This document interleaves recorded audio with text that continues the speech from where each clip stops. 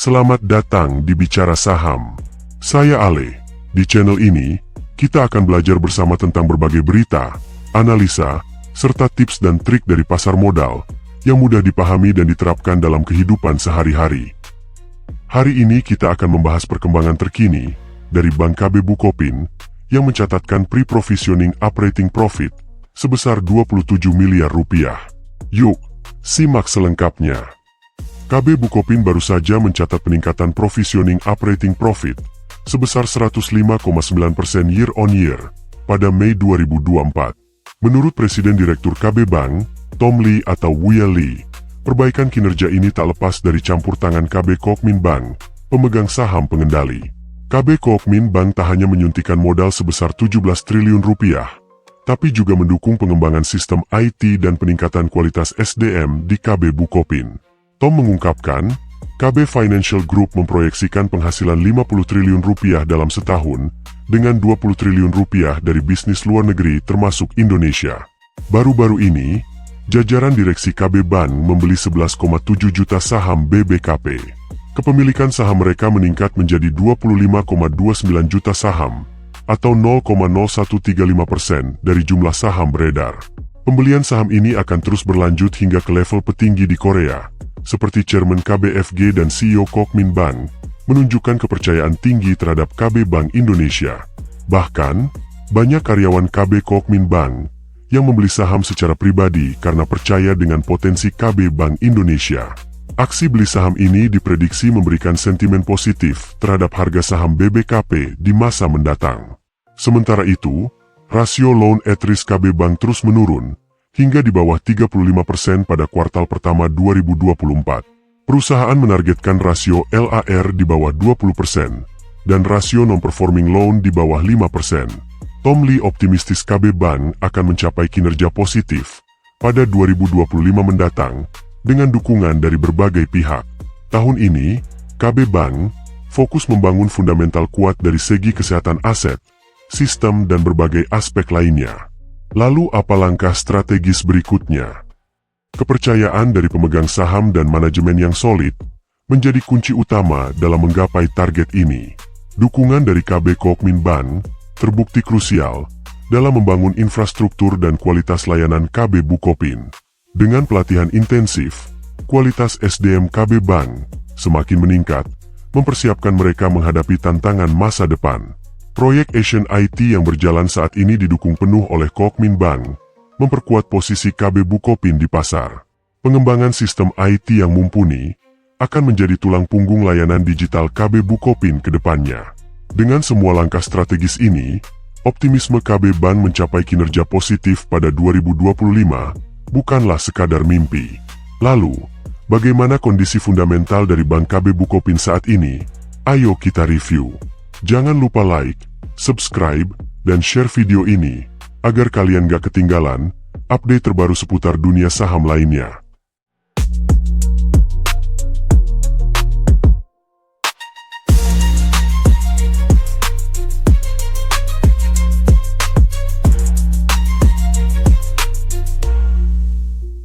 Di sisi lain, aset KB Bukopin mengalami penurunan sebesar 1,1 triliun rupiah pada bulan Maret 2024, menjadi 83,1 triliun rupiah dibandingkan dengan 84,3 triliun rupiah pada Desember 2023.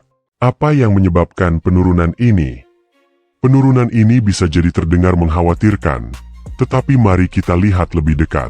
Aset yang berkurang ini mencerminkan strategi restrukturisasi dan penyesuaian yang dilakukan untuk memperkuat fundamental bank. Demikian juga, ekuitas KB Bukopin menunjukkan penurunan yang signifikan. Pada Maret 2024, ekuitas bank menurun menjadi 13,2 triliun rupiah dari 14,1 triliun rupiah pada Desember 2023. Liabilitas KB Bukopin mengalami penurunan dari 70,1 triliun rupiah pada Desember 2023 menjadi 69,8 triliun rupiah pada Maret 2024. Angka ini mungkin terlihat kecil, namun apa yang sebenarnya terjadi di balik penurunan ini? Penurunan liabilitas ini mencerminkan efisiensi dan manajemen risiko yang lebih baik. Dengan mengurangi liabilitas, KB Bukopin menunjukkan komitmennya untuk menjaga stabilitas keuangan dan mengurangi beban utang. Langkah strategis ini memungkinkan bank untuk fokus pada pertumbuhan yang lebih sehat dan berkelanjutan, serta memberikan kepercayaan lebih kepada para investor.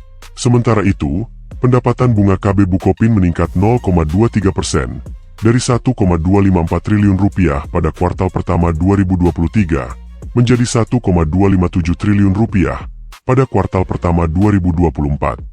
Kenaikan ini menunjukkan performa yang solid di tengah dinamika pasar yang fluktuatif.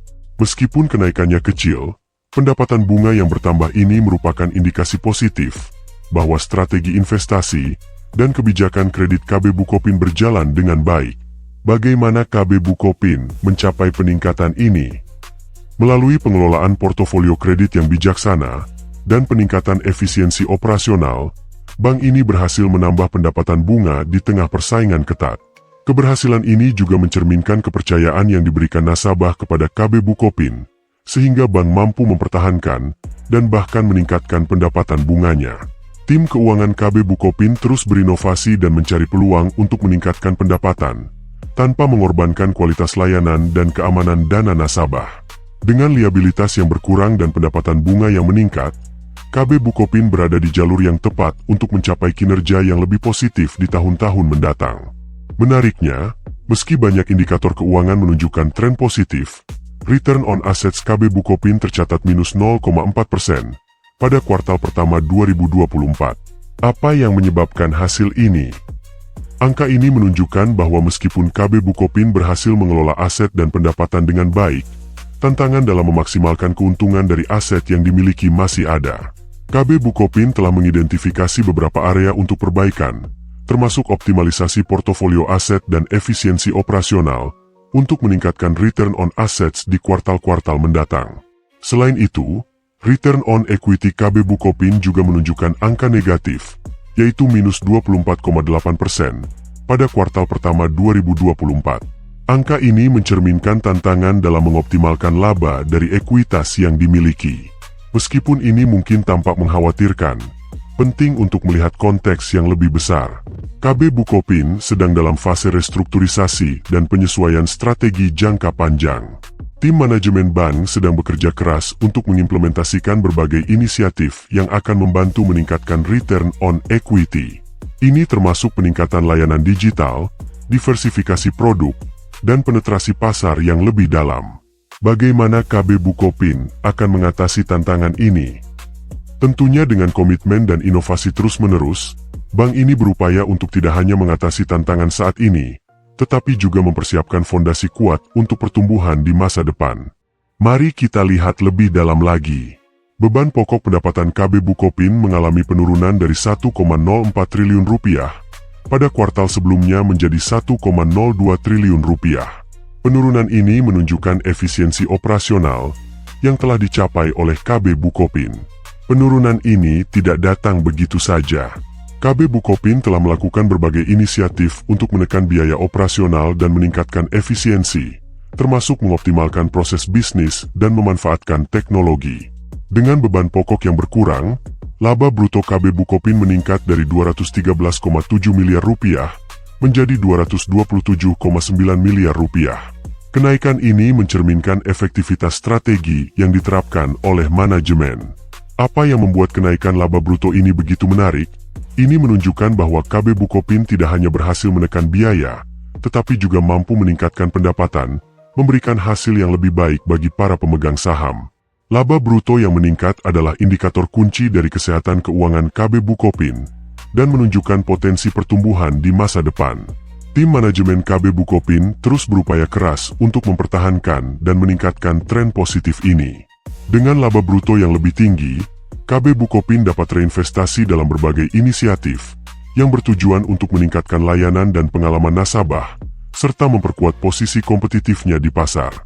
Bagaimana prospek KB Bukopin ke depan dengan kinerja ini? Indikator-indikator ini memberikan kita gambaran bahwa bank ini berada di jalur yang tepat untuk mencapai tujuan jangka panjangnya. Meski banyak aspek yang menunjukkan peningkatan, kita juga perlu melihat fakta lain yang menarik. Kerugian operasional KB Bukopin meningkat tajam dari Rp267,9 miliar menjadi Rp1,09 triliun. Apa yang sebenarnya terjadi di balik angka ini? Angka ini mencerminkan beberapa tantangan signifikan yang dihadapi Bank KB Bukopin dalam operasional sehari-hari. Peningkatan kerugian ini menunjukkan bahwa ada faktor-faktor tertentu yang mempengaruhi biaya operasional secara drastis. Penyebabnya bisa beragam, mulai dari investasi besar-besaran dalam teknologi dan infrastruktur, hingga biaya restrukturisasi yang harus ditanggung dalam upaya meningkatkan efisiensi jangka panjang. Di sisi lain, ada kabar baik dari sisi pajak. Manfaat pajak penghasilan KB Bukopin meningkat dari 59,6 miliar rupiah menjadi 229,8 miliar rupiah. Angka ini menunjukkan adanya pengelolaan pajak yang lebih efektif dan strategis. Peningkatan manfaat pajak ini memberikan ruang bagi KB Bukopin untuk lebih luasa dalam mengelola dananya, yang dapat digunakan untuk mendukung berbagai inisiatif strategis. KB Bukopin telah melakukan berbagai upaya untuk mengoptimalkan keuntungan dari kebijakan perpajakan, termasuk memanfaatkan insentif pajak yang tersedia, dan meningkatkan efisiensi dalam pelaporan pajak. Bagaimana semua ini mempengaruhi proyeksi ke depan? Meski ada tantangan dengan kerugian operasional yang meningkat, manfaat pajak yang lebih besar memberikan sedikit kelegaan dan peluang untuk terus berinvestasi dalam perbaikan. Dengan strategi yang tepat, KB Bukopin dapat memanfaatkan manfaat pajak ini untuk mengimbangi kerugian operasional dan kembali ke jalur pertumbuhan yang diinginkan. Sekarang, mari kita gali lebih dalam lagi. Rugi periode berjalan KB Bukopin melonjak drastis dari 213,3 miliar rupiah menjadi 827 miliar rupiah. Apa yang menyebabkan peningkatan signifikan ini? Angka ini mengindikasikan bahwa meskipun ada peningkatan di beberapa sektor, beban dan tantangan lain masih cukup besar, mempengaruhi keseluruhan kinerja keuangan Bank KB Bukopin. Penyebab peningkatan kerugian ini bisa jadi karena biaya operasional yang tinggi, penurunan nilai aset, atau tantangan lain dalam penyesuaian strategi jangka panjang. Satu lagi metrik yang perlu diperhatikan adalah net profit margin KB Bukopin, yang menunjukkan angka minus 58,9% berdasarkan data kuartal pertama 2024. Angka ini memberikan gambaran bahwa laba bersih perpenjualan masih jauh dari harapan. Margin laba bersih yang negatif ini menandakan bahwa Bank KB Bukopin masih berjuang untuk mencapai profitabilitas optimal, meski ada perbaikan di beberapa area lainnya. Meskipun angka-angka ini tampak mengkhawatirkan, penting untuk melihat upaya yang dilakukan oleh manajemen KB Bukopin untuk memperbaiki situasi ini. Strategi perbaikan meliputi pengendalian biaya lebih ketat, peningkatan efisiensi, dan diversifikasi pendapatan. Bank KB Bukopin juga fokus pada proyek-proyek strategis dan investasi yang dapat mendongkrak profitabilitas di masa mendatang, termasuk digitalisasi layanan dan pengembangan produk baru yang lebih kompetitif. Tim manajemen KB Bukopin berkomitmen untuk terus mencari solusi terbaik dan menyesuaikan strategi agar dapat keluar dari periode sulit ini dengan lebih kuat. Bagaimana prospek KB Bukopin ke depan dengan kondisi ini? Meski tantangan besar ada di depan mata, langkah-langkah strategis yang dilakukan memberikan harapan bahwa Bank KB Bukopin dapat kembali ke jalur positif. Sekarang, mari kita lihat lebih dekat debt to equity ratio KB Bukopin, yang saat ini mencapai angka 525,1%. Apa artinya ini bagi bank dan investornya? Debt to equity ratio yang tinggi ini menunjukkan bahwa KB Bukopin memiliki proporsi hutang yang jauh lebih besar dibandingkan ekuitas. Ini bisa menjadi sinyal bahwa bank sangat bergantung pada pembiayaan eksternal untuk operasionalnya. Tingginya debt to equity ratio bisa disebabkan oleh berbagai faktor, termasuk investasi besar dalam pengembangan infrastruktur dan ekspansi bisnis yang memerlukan pendanaan signifikan. Meski demikian, rasio ini juga menunjukkan bahwa manajemen KB Bukopin harus sangat hati-hati dalam mengelola utang mereka untuk memastikan keberlanjutan jangka panjang dan menghindari risiko keuangan yang berlebihan. Sebagai perbandingan, mari kita lihat current ratio KB Bukopin, yang saat ini berada di angka 123,3%. Rasio ini memberikan gambaran tentang kemampuan KB Bukopin dalam memenuhi kewajiban jangka pendeknya. Current ratio di atas 100% menunjukkan bahwa KB Bukopin memiliki lebih banyak aset lancar dibandingkan dengan kewajiban lancarnya. Ini adalah tanda positif bahwa bank memiliki likuiditas yang cukup untuk memenuhi kewajiban jangka pendek. Likuiditas yang baik ini memungkinkan KB Bukopin untuk lebih fleksibel dalam mengelola arus kas dan menghadapi situasi tak terduga yang mungkin muncul dalam operasional sehari-hari. Namun, keseimbangan antara likuiditas dan hutang yang tinggi adalah tantangan besar yang harus dihadapi oleh manajemen KB Bukopin. Mereka harus terus memastikan bahwa strategi pengelolaan keuangan mereka mampu menyeimbangkan risiko dan peluang. Jadi, bagaimana KB Bukopin akan mengelola tantangan ini ke depannya? Dengan likuiditas yang baik dan strategi manajemen hutang yang hati-hati, bank ini memiliki potensi untuk memperbaiki kinerjanya dan mencapai target-target keuangan yang ambisius. Tim manajemen KB Bukopin berkomitmen untuk terus memperbaiki struktur keuangannya, memastikan bahwa mereka dapat mengelola hutang dengan bijak, sekaligus memanfaatkan aset lancar untuk pertumbuhan jangka panjang. Mari kita lanjutkan dengan melihat arus kas KB Bukopin yang digunakan untuk aktivitas operasi yang mencapai angka 2,6 triliun rupiah pada kuartal pertama 2024. Ini adalah jumlah yang signifikan dan menggambarkan seberapa besar skala operasi bank ini. Penggunaan arus kas yang besar dalam operasi mencerminkan berbagai biaya operasional dan investasi yang dilakukan oleh KB Bukopin untuk mendukung pertumbuhan dan perbaikan kinerja jangka panjang. Faktor-faktor yang mempengaruhi penggunaan arus kas ini antara lain adalah biaya pengembangan teknologi, investasi dalam sumber daya manusia, dan peningkatan kualitas layanan untuk nasabah. Total arus kas KB Bukopin mengalami penurunan sebesar 373,8 miliar rupiah sampai dengan akhir Maret 2024. Penurunan total arus kas ini menandakan kurangnya efisiensi dalam pengelolaan keuangan dan kemampuan bank untuk menghasilkan likuiditas tambahan yang dapat digunakan untuk berbagai keperluan strategis.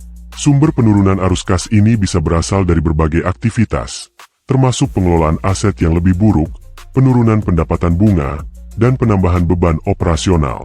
Bagaimana proyeksi arus kas ke depan? Dengan strategi yang tepat, KB Bukopin memiliki peluang besar untuk memperbaiki penurunan arus kas dan memastikan likuiditas yang memadai untuk mendukung pertumbuhan yang berkelanjutan. Manajemen arus kas yang baik sangat penting untuk memastikan bank dapat memenuhi kewajiban jangka pendek dan memiliki dana yang cukup untuk berinvestasi dalam peluang-peluang baru. Sekarang, mari kita lihat penerimaan kas dari aktivitas investasi KB Bukopin yang mencapai 1,4 triliun rupiah. Angka ini menunjukkan komitmen bank dalam menumbuhkan dan mengelola portofolio investasi yang kuat. Penerimaan kas sebesar ini bisa berasal dari berbagai sumber, seperti hasil penjualan aset investasi, pendapatan dividen, atau return dari investasi jangka panjang lainnya. Investasi yang bijaksana dan tepat waktu dapat memberikan keuntungan yang signifikan bagi bank, dan strategi ini tampaknya berjalan dengan baik untuk KB Bukopin.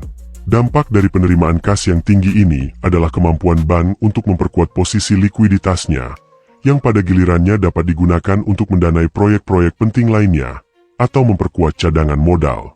Selain dari investasi, penerimaan kas dari aktivitas pendanaan juga signifikan, mencapai 805,1 miliar rupiah.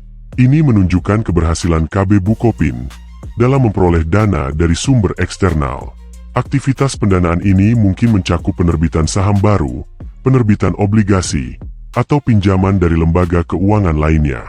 Ini adalah cara yang efektif untuk mendapatkan modal tambahan, tanpa harus mengandalkan sepenuhnya pada pendapatan operasional. Dana yang diperoleh dari aktivitas pendanaan ini dapat digunakan untuk berbagai keperluan strategis, seperti ekspansi bisnis, peningkatan infrastruktur IT, atau pengembangan produk dan layanan baru.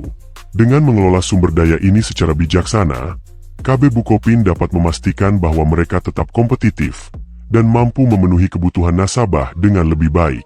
Penerimaan kas dari aktivitas investasi dan pendanaan ini memberikan landasan yang kuat bagi KB Bukopin untuk terus bertumbuh dan berinovasi dalam industri perbankan yang semakin kompetitif.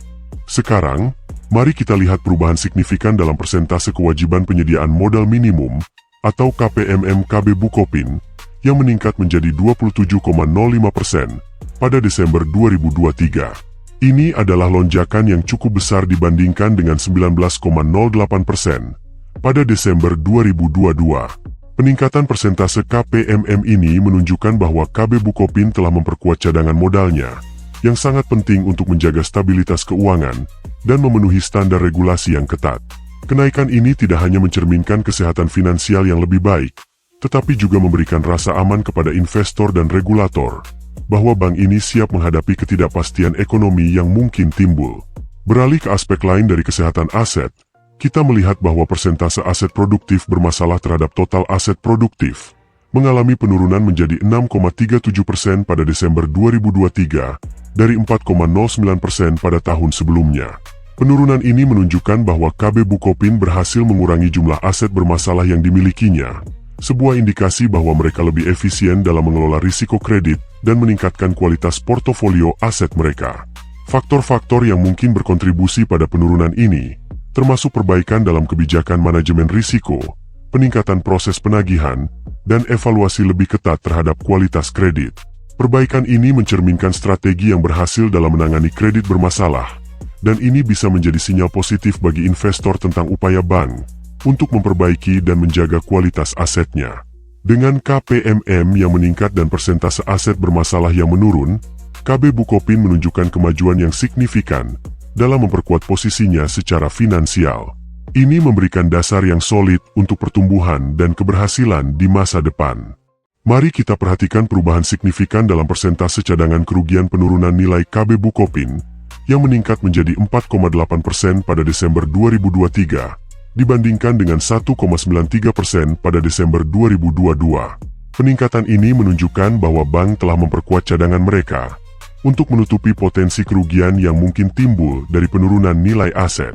Ini adalah langkah penting dalam menjaga kesehatan keuangan dan mitigasi risiko.